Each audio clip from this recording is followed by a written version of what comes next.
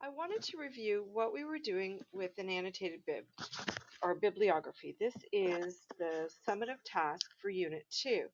So an annotated bibliography is just it's a formal list of references, except that for each entry there is an annotation, or it's basically a brief description of the source and the strengths and weaknesses of the source. The source is the article that you've read.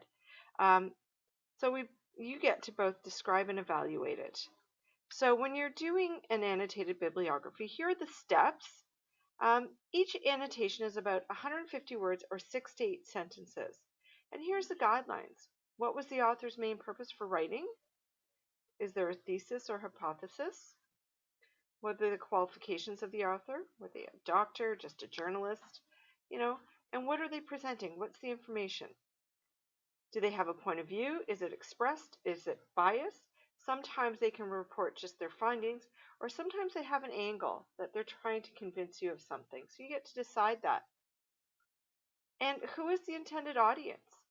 So if we go to this example, notice how this is done in APA style. Author's name here, 2002 July, date, it's my room, today's parent. So we know it's an article, and they give me the page number.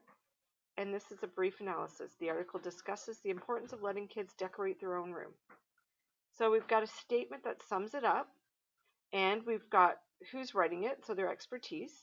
Holly Bennett tells me it's a 2-page article and focuses on the difference in early adolescent thinking and adult thinking. And it tells about stories, so I know what I'm reading there. So if I wanted to go and read it, I have a good idea what I'm going to read about. So, and then we go through the steps to creating your annotated bibliography. Please look at that. Remember, I've also put in a video. So you could analyze a video that you found for me. I want to make it more interesting. APA formatting, and write your annotation directly beneath. So if we look here, when they say that, directly beneath the title and the author, this is where you write your analysis, right over here. So that would be most important to make sure you have that. And then here you will notice I've said you only need to complete 6 of the 9 articles. And I've given you different things to look at. It's basically trying to cover what you've done so far, demonstrates your understanding, and gives you the ability to research. And here, if you're looking for APA formatting, I've put in a research engine here. It will take your titles and put it correctly into APA formatting. It won't do the analysis for you, but it will structure it for you. And then here's the rubric I've included so you know if you are achieving our level 4 goals.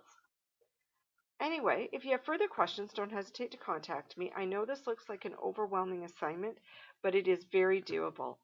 And part of the curriculum expectations is that you do research in this course. So this is one of our research projects. Anyway, further questions, just ask. Take care.